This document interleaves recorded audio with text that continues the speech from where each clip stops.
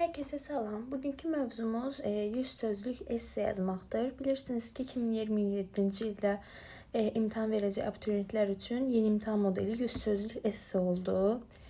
E, Nədən danışacağıq? Bunu necə yazmaq olar rahat yolla? Strukturları nədir? Sözləri hansı kitabdan öyrənmək olar və ya imtahan modelinə uyğun olan esseləri hardan tapmaq olar? Hansı kitablardan, yəni bu barədə danışacağıq. Onda başlayaq.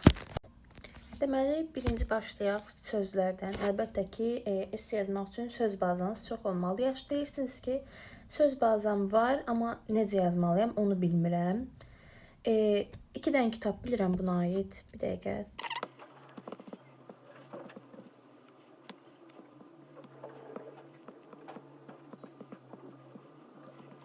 Şükürlər olsun ki, axırda tapdım.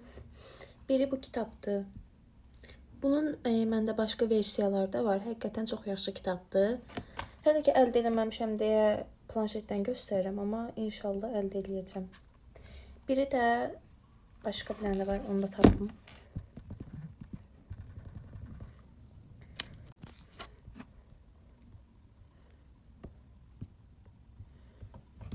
Tapdım.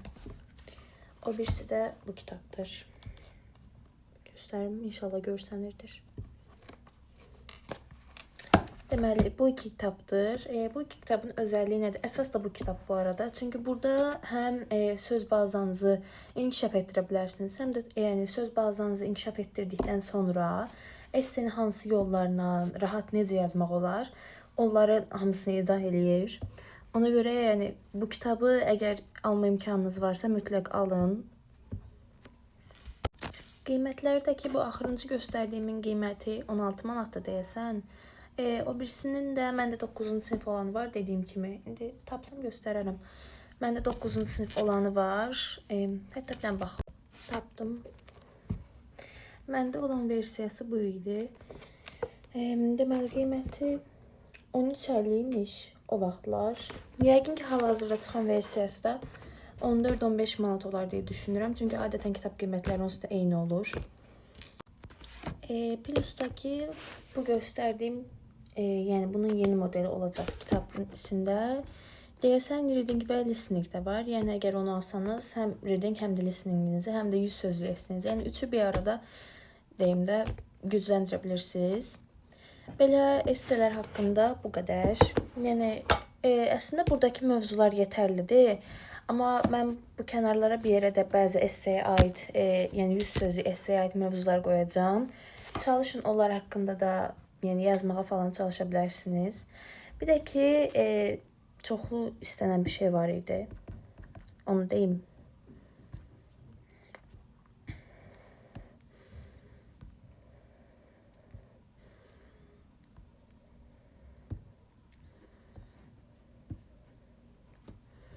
Riyaziyyat haqqında məsləhət istəmisiniz. Əslində bu videonun mövzusu riyaziyyat deyil. Bunun üçün ayrıca video çəkəcəm geniş.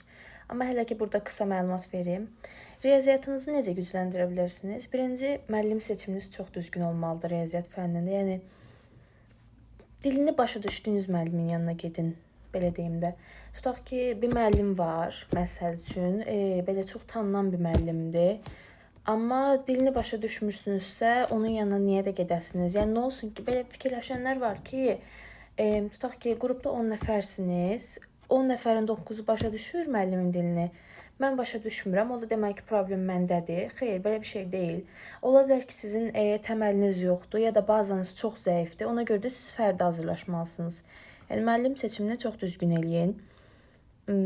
Sonra riyaziyyat haqqında bir də şeyləri işləyə bilərsiniz. Elə bir ki, əvvəlki ilin qəbullarını, məsəl üçün, indi 2026-dayıq. Siz keçin, əgər 9-cu sinifsinizsə, 2025-də olan 9-cu sinif imtahanlarının riyaziyyatını işləyin. Yox, 11-sinizsə, 11-in buraxılışlarını işləyə bilərsiniz. Heç nə bilməsəniz belə, məsəl üçün necə heç nə bilməsəniz, təməliniz yoxdursa yox, onda əlbəttə işləyə bilmərsiniz heç nə. Amma az çox bilirsiniz, amma yəni 100%lik bilməyinizə ehtiyac yoxdur. Sadəcə oturun, elə belə özünüz üçün işləyin, baxın necə düzünüz, necə səhviniz çıxdı. Sonra o səhvlər üçün də məncə səhv dəftəri tutun. Mən elə eləyirəm, bütün fənlərdə səhv dəftəri tutmuşam.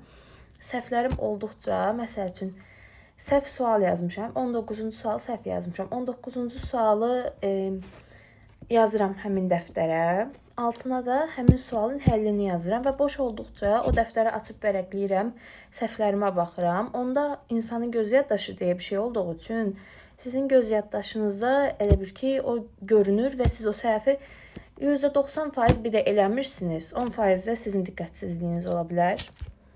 Bu arada lap müəlliminiz olmasa belə o qəbulların falan, nəinki qəbulların, test toplusunun, hər şeyin YouTube-da izahı olur.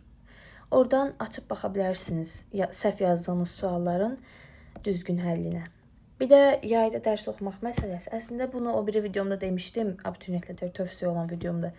Amma yenə deyim, yayda dərs oxumaq, əgər yəni bir qrupunuzdan da asılıdır, istədiyiniz baldan da asılıdır.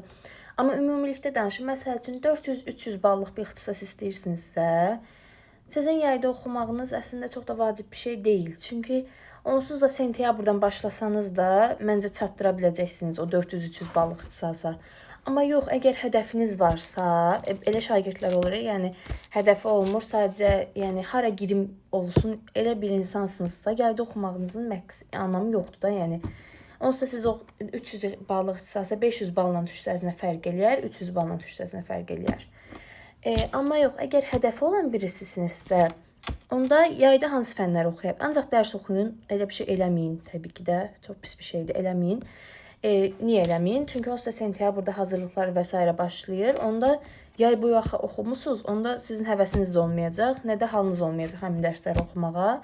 Bu da uğursuz nəticəyə gəlib çıxardır. Amma necə oxuya bilərsiniz? Məsəl üçün, birinci qrupsuz atıram. Kimyanız, fizikanız zəifdir. Oturun yayda, vaxt tapdıqca, gündə yarım saat da olsa, kimya ilə fizikaya ayıra bilərsiniz. Bu formada oxumaq olar. Onda həm də ki, səmərəli olur, həm də yayda oxuduğunuz üçün sentyabrda sizə asan gələcək. Belə. Amma ancaq özünüzü dərsə vermək kimi bir şey eləməyin. Çünki onda sizin oxumağa həvəsiniz də qalmayacaq sentyabrdan. Belə, bugün də deyəcəklərim bu qədər idi. Yenə sualınız olsa yorumlarda yaza bilərsiniz. Ya video şəklində, ya belə yazılı olaraq cavablandırmağa çalışaram. Sağ olun.